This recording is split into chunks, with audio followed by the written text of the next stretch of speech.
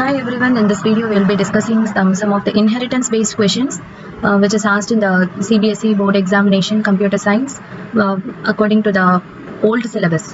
And let us directly move on to the question. Here there is a choice with this inheritance type of question, and this is asked for the 4 marks. And you have to be clear with the question first of all before even going to answer the questions.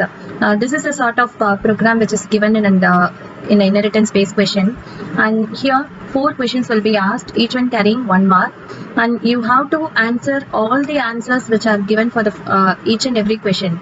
If for the first question these are the answers, even if one is missing you will not be getting marks for the whole question. So you have to be very careful, and in this video we'll be seeing some of the tips you can follow, you can keep in your mind in order to answer the question correctly. Let us see this question which is asked. This question is from the sample paper which is given by Cbse. And here you can see a class faculty. First of all, see how many classes are there. Class faculty is there, and another class program is there, and the third class which is schedule, which is inheriting program and faculty. So here this public means that it is the access specifier, and here no access specifier is given. If there is no access specifier is given, it means by default it is private. The most of the first questions which are asked in this type of question is what is the type of inheritance. So you have to be first of all clear with the type of inheritance. If there are multiple classes which is given in a single line with a comma, these are the multiple base classes, then it means that it is multiple inheritance. If the we'll be seeing another one type of question after the discussion of this question, which is based on multi-level inheritance. First of all, you know what is how the inheritance concept is being carried over in multiple inheritance. So here let us see the first question. Before even moving to the question, you have to be clear with what are the data members and what are the member functions. Data members are the variables, and member functions are the one which will be having function itself is going to have an open bracket and close bracket. The functions which are there inside the class are called as member functions.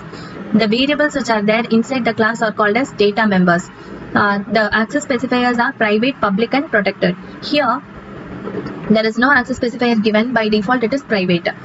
Here it is a protected member, data member, and here it is public member functions. And this faculty which is having the same name as that of the class is called as the constructor. You have to be clear with all this basic thing before even going into the question. And now let us see the first question, and as and when I am discussing the question, I will be showing you the tips which you have to keep in your mind. Write the names of all the member functions which are directly accessible by the object S of class schedule, which is declared in the main function. In the main function, the class schedule is having an object S, and from that object S, what are all the member functions which can be that are accessible. So let us see the rules. If they are asking all the members, if in the question if they are asking all the members, you have to write both the data members and member functions. If in the question they are asking all the member functions, then you have to write only the member functions alone. If they are asking you to write all the data members, you have to write only the data members. So even if they are asking all the members and there are no data members available, specify that the data members : none, or tell that there are no data members available. So in this way you have to first of all understand the question. When they are asking you to find what all the data members or the member functions which can be accessible from an object, then you have to keep in the mind that the object of a class can access only the public members of the same class and also the public members of the inherited class. All the inherited class public members and all the members of the public members of the same class. Now keep this rule in the mind and let us solve this question. So as I said, the object is going to can access only the public members. So here they are asking member function, so you have to write only the functions alone. When we see the schedule S, as soon as you have seen schedule S, this the object S can access all the members, all the public members of the class schedule itself. So directly go to the class schedule.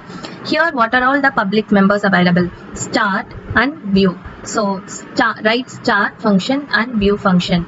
I'll tell you why they are writing schedule scope resolution. Now just write start and view, and now we have to see all the inherited members also.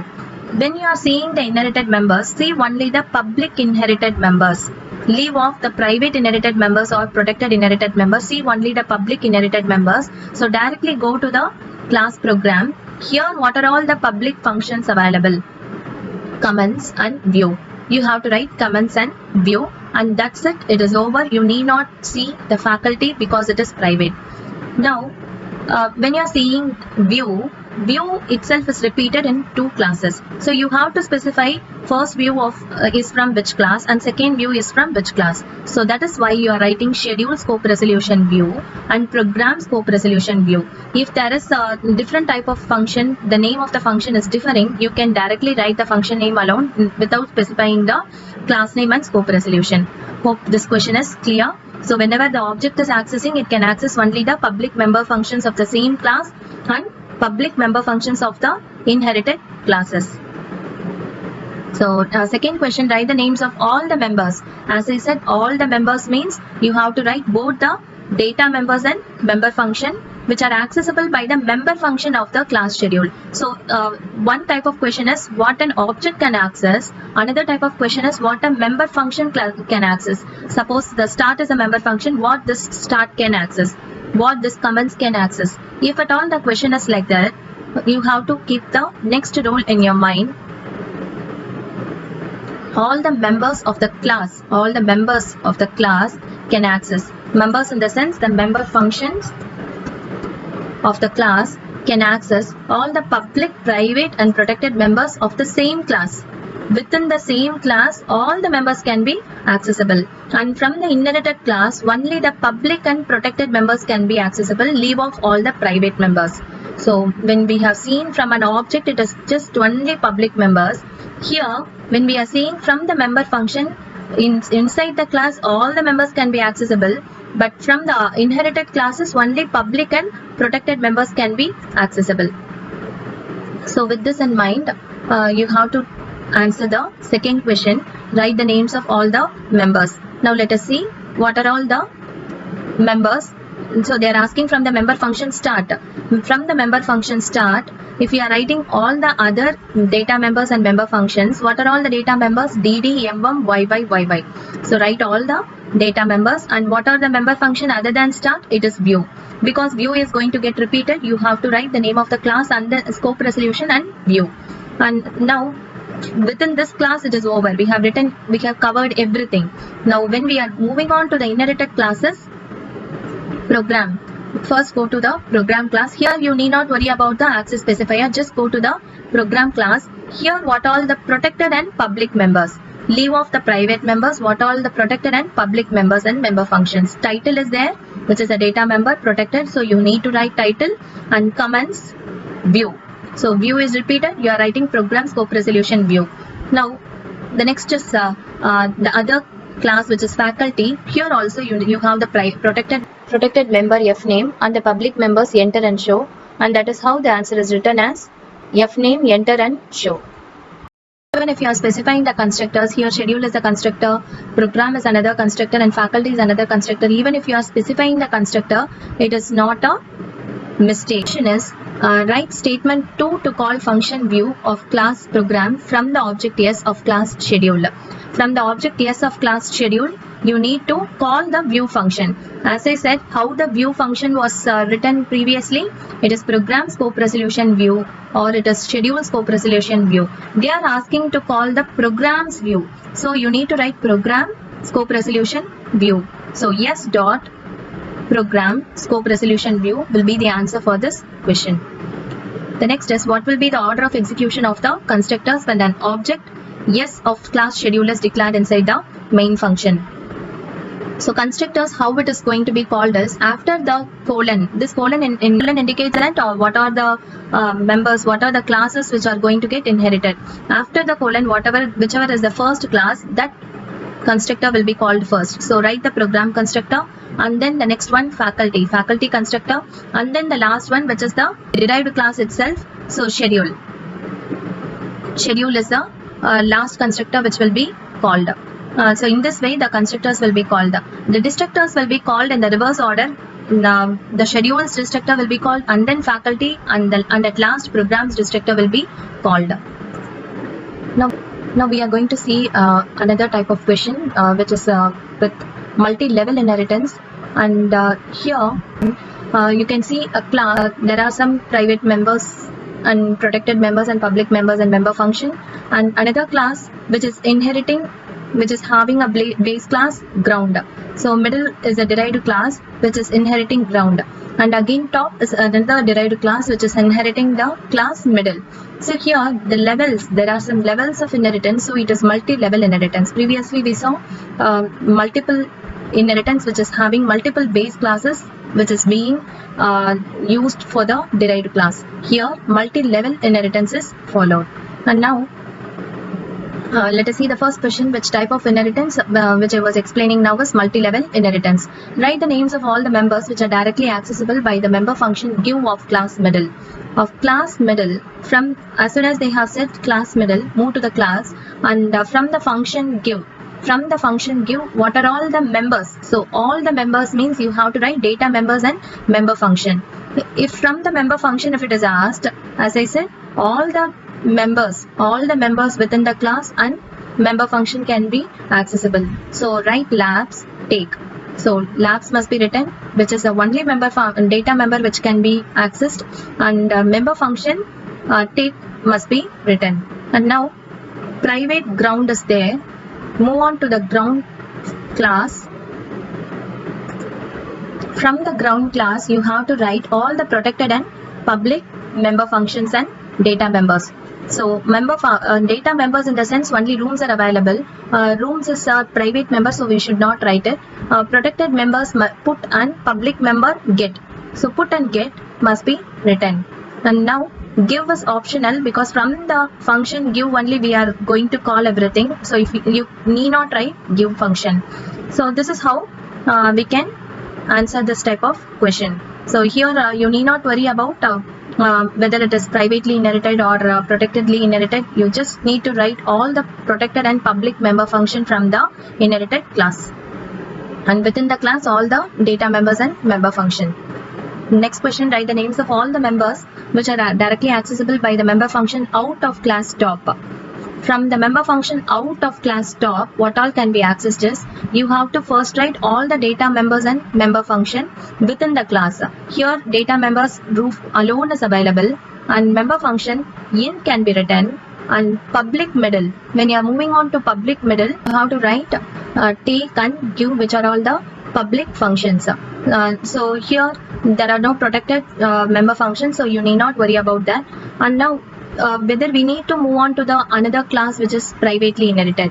Here in this case, all these members have become the private members of class middle.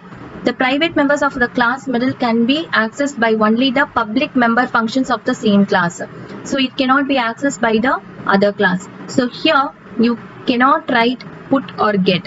So we need to stop with this level itself. So that is what you have to keep in your mind when you are answering this type of question. The next question is, write the names of all the members which are directly accessible by the object. When it is from the object of the class, of a particular class, you need to keep in your mind that only the public member functions are going to be written. All the members in the sense, you need to write the data member and member function. The data members, if you see, there are no data members in the public portion of any class. So you have to write data member colon none. And the member function, if you see the member function, first you need to go to the top class itself. Here public member functions are in and out. You can write in and out, and again this is inherited by public middle. When you are moving on to this, you can write take and give. So take and give can be written, and after that when you are seeing the other inherited member, it is privately inherited, so you have to neglect that. So in this way you can write the answer for this type of question also. Another type of question which is asked in this scenario is, what is the size of the object of a particular class? If they are asking the size of the object of this class top, you have to find the data member which are available within the class. So roof is a data member. You have to have a count of 2, and again when you're moving to the derived class, which is the inherited class, which is middle, here in the middle there is a data member which is labs. So 2 plus 2, it is 4. So until now it is 4, and again move on to the other inherited class, which is ground. Here 4 plus again 2, which is 6. So for top, if they are asking, you need to write the size as 6. For the middle object, for the class middle, if you are creating an object, that is going to have the size of the data members which are there within the class middle plus the data members which are there within the class ground, because ground is inherited. So 2 plus 2, 4 must be the size of the object of class middle. If they are asking the object size of class ground, it is just 2 alone. So in the same way, if they are asking size of class ground, if they are asking you the size of the object yes in the previous question, you need to write the size of the all the data members which are there which within the schedule itself plus the size of program object and faculty object. So if it is within the schedule, it is 2 plus 2 plus 2, which is 6. And for program it is 2 plus, for character it is size 1. So 1 into 30, 30 plus 2, 32. 32 plus, here it was 6, 32 plus 6 is 38. So in the faculty, what is the size of the faculty object is 2 plus 20, so 22. 22 plus 32 plus 6. So 22 plus 32 plus 6 will be the size of the object of class schedule. So in this way you need to write. If they are asking the object of class program, you just need to write 30 plus 2, which is 32. The object for faculty class, then it is 20 plus 2, 22 alone you have to write. Now we'll be seeing the OR question. This is the other type of question, a choice question which is asked with inheritance. This is also a 4-mark question, and here this is compared to such a sort of question. I would recommend that you can attend this question rather than the previous question. And here, but you can't depend completely upon this question. You may get the same type of question in both the choices. So you have to be clear with both the type of question. But if at all this question is asked, try to attend this question. And of course, if you are clear with the previous question, you can even attend the first question which I have taught you. Now coming to this question, consider the following state class. The class is given. With this class in mind, write a code in C++ to publicly derive another class. Another class is going to get derived with the following additional members derived in the public visibility mode. So they have given in the public visibility mode, the following members must be written. Let us see how to answer this. Additional members derived in the public visibility mode.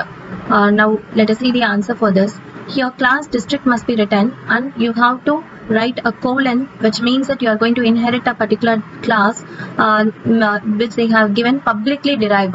So public state, you are publicly deriving this class district. So the inherited class is state. This is the derived class and this is the base class. Here within that, keep in mind that the class is going to have one open braces and at last a closed braces with a semicolon. Inside that you are going to write the function. Here the part of the class is given and you are going to write the inherited member and the member functions. So coming to the data members and member functions, they have said that all the members, all additional members are going to be in the public visibility mode. So the public colon must be written. After this public keyword is written, here whatever is given here, that must be written in the C++ format. D name string. A string means it is a group of characters. D name, for a name, the maximum number of characters you can yourself assume as 20 or 25 or 30. So it is a character array. And float distance, I think you have to be clear with this because this is similar to the class, writing a class type of question. Long int population, just write long int population. And then member functions, coming to the member function, they didn't specify any return type. So void d input is the first member function. They are asking you to get the input for these members. So get is d name, and input of the other two members are distance and population. If it is a group of characters, you are going to make use of getters. For all others, it is just going to be cn. And D output is the next function which is going to display all the data members. Just put C out and all the members which you have written in the public visibility mode. Just write all the member functions, data members, and that is how you can answer this question. A similar sort of question, how to write a class using inheritance concept. Here they have given a class which is already there, and you are going to write a code in C++ to protectedly derive another class front office. So whatever class they are asking you to write, so that class you write before itself, the class front office, and protectedly derive. This protected keyword must come after that, colon protected, and whatever the class which is already given here in the question, that class will be coming after protected keyword. The new class which you are going to write is front office. The already given class which is a headquarter, if they are giving publicly derived, then write public. If it is protectedly derived, you are going to write protected, or if it is privately derived, you are going to write it as private. Then continuing the question, from the base class headquarter with the following members, some data members and member functions are given, but they didn't give anything about the public and private visibility mode. So because they have not given, write all the data members in the private and all the member functions in the public. And here they have also asked you to write a constructor. So you have to know how to write a constructor. It is with the name of the same class itself. Write the class name. So front office with open bracket and close bracket. It is not going to have any return type. And here you are going to do whatever they are asking you to do. A constructor function to assign budget as 1 lakh. Here budget is equal to 1 lakh is being given. Whatever number they have given, you have initialized. And assign is a function to allow user to enter the location and budget. To getting the input of a particular variable, if it is a character array, then it is get as. If it is a just an integer or a float or a single character, then it is C in budget. And here there are the two members, data members. They have given location of type character of size 10. They have given size 10, so it is group of character. Location as a character array of size 10. They have also specified budget as type double, so double budget. And display is a function which they are asking you to display the location and budget, so C out. It is very easy to answer this sort of question, so give more preference to answer this question so that you can easily score 4 marks. Hope you have understood all the tips and tricks to answer the inheritance based question. Thank you for watching this video.